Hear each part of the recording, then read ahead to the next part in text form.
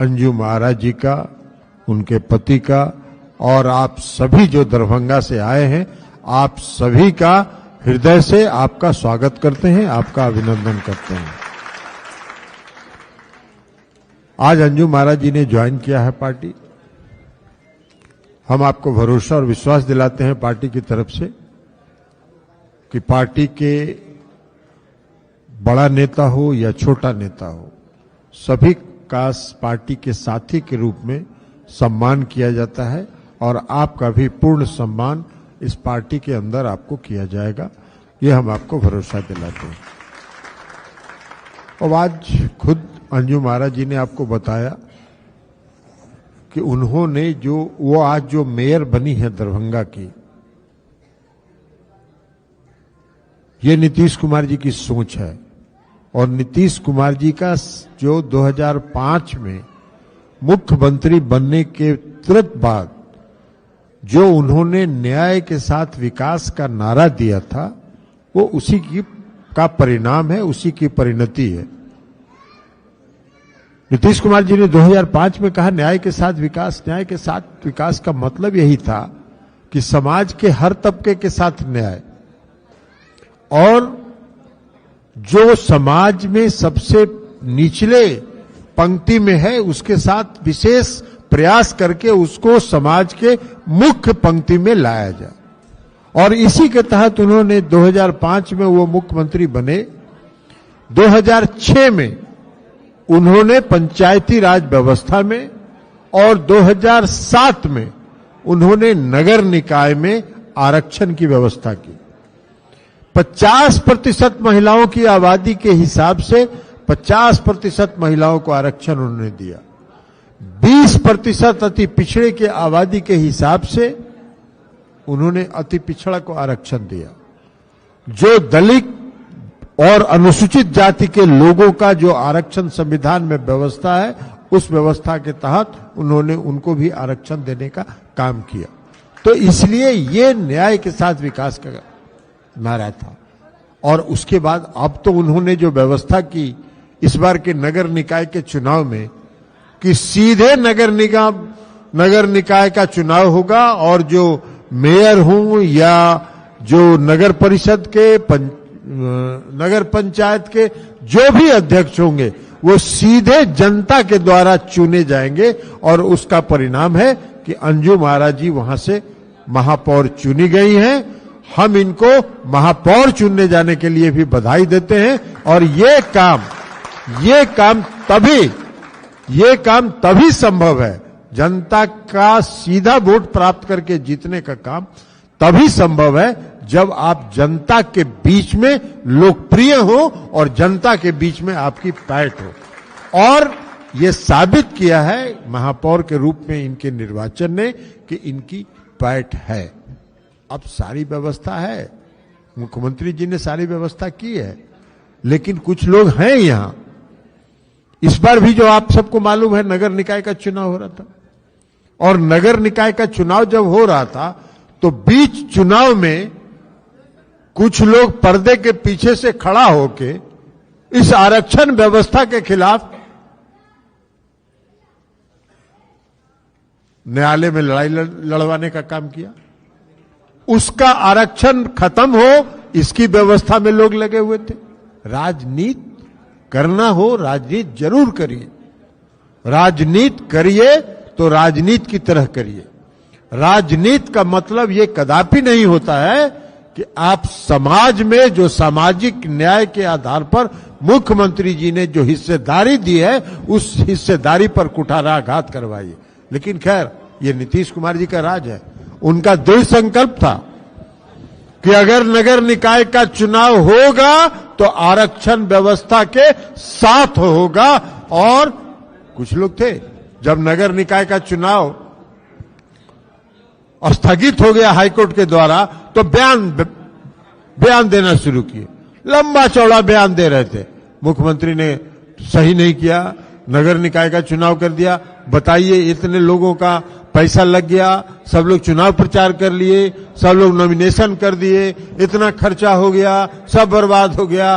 और जब वही मुख्यमंत्री नीतीश कुमार जी ने उसी व्यवस्था पर जब चुनाव करवाया उसी नामांकन पर, जब चुनाव करवाया तो अब कहने लगे कि फिर नामांकन नहीं करा रहे हैं, पुराने व्यवस्था से नामांकन करा रहे हैं। अरे क्या करते हो भैया।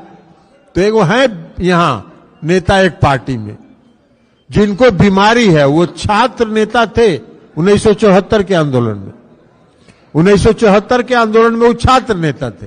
अभी भी 1974 से आज कितना साल हो गया, 26 और 23, 49 साल हो गया ना, 49 साल में भी वो छात्र नेता से आगे बढ़े नहीं किए। वो छात्र नेता है, रोज उनका आदत है, पहले से भी हम लोग जानते हैं उनको, हम लोग के साथ भी रहे, सहयोगी रहे, मित्र रहे हैं। वो अखबार रोज सुबह उठ के पढ़ते हैं। आज जिस दिन अखबार में उनका फोटो और वो बयान अगर नहीं छपा तो उस दिन भर उनको खाना नहीं पचता है। तो वो बयानवीर नेता है। और आजकल तो दूसरे कारण से बयान दे रहे हैं। आजकल बयान दे रहे हैं कि कहीं उनकी पार्टी के आका कहीं खुश हो गए, कुछ दे दिए, क्योंकि अभी उन पर खतरा मंडरा रहा है। लेकिन मुख्यमंत्री जी के भी वो मित्र रहे हैं, हम लोग के नेता के भी मित्र रहे हैं। हम लोग बराबर उनको शुभकामना देते रहते हैं कि आपको जितना बोलना है खिलाफ बोलते रहिए, कहीं बोलते बोलते कुछ अगर मिल गया आपको तो आपको हम लोग की शुभकामना है, जरूर आप कुछ बन जाइए। लेकिन हैं ऐसे लोग हैं, आज भी देख रहे थे, आज भी उनका या कल कोई ट्वीट देखे कि मुख्यमंत्री जी अभी जहां जा रहे हैं, बंगाल जा रहे हैं, उत्तर प्रदेश जा रहे हैं या कल महाराष्ट्र जाएंगे, तो सरकारी खर्चे पर जा रहे हैं। अरे भैया, आपको पता ही नहीं है, मुख्यमंत्री नीतीश कुमार जी राजनीतिक काम में 1 रुपया सरकार का खर्च नहीं करते हैं, 1 रुपया खर्च नहीं करते हैं। और नीतीश कुमार जी जहां भी जा रहे हैं वो पार्टी की तरफ से जा रहे हैं और पार्टी उनकी व्यवस्था कर रही है और वो यात्रा कर रहे हैं। कहां से कहां बयान, यही हम कहे ना, बयान देना है, कुछ बयान देना है, छपने के लिए बयान देना है, तो छपने के लिए बयान देना है तो देते रहिए। कहीं आपके आका खुश होकर आपको कुछ बना दे।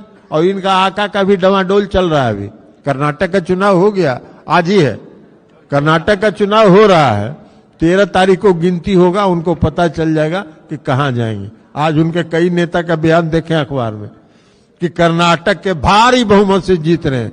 2015 में बिहार में चुनाव हुआ था, महागठबंधन था, उनके नेता कह रहे थे कि जिस दिन गिनती होगा उस दिन 9:30 बजे, एकदम ज्योतिष की तरह, एस्ट्रोलॉजर की तरह बयान दे रहे थे कि जिस दिन गिनती होगा 9:30 बजे मुख्यमंत्री नीतीश कुमार जी राजभवन जाएंगे, 10:30 बजे इस्तीफा सौंपेंगे, 11:30 बजे भारतीय जनता पार्टी की सरकार बिहार में बनेगी।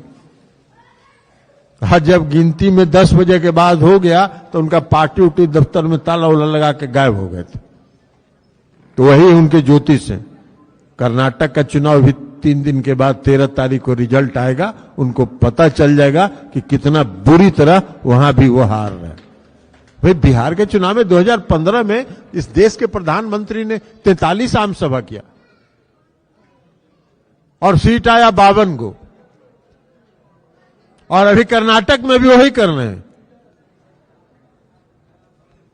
कर्नाटक के गांव गांव में, गली गली में उनके सरकार, जो उनकी सरकार है भारतीय जनता पार्टी की, उसके भ्रष्टाचार की चर्चा घर घर में है।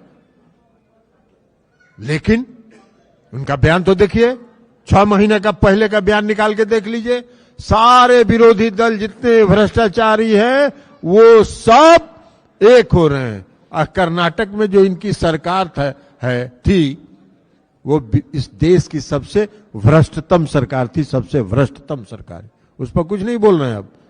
तब उसको दबाने के लिए क्या कर रहे हैं, धार्मिक उन्माद फैला रहे हैं पूरे कर्नाटक में। पूरे कर्नाटक में चुनाव प्रचार में देख लीजिए, खाली धार्मिक प्रचार हो रहा है। गोदी मीडिया जो है, इस देश की जो गोदी मीडिया, इलेक्ट्रॉनिक मीडिया खास करके, उस पर कभी भरोसा मत करिएगा। आप लोग को भी हम कह रहे हैं, वो देखिएगा, उसमें सिनेमा उनेमा कुछ देता है मनोरंजन के लिए, वो सब देखिएगा। न्यूज यूज के चक्कर में मत पड़िएगा।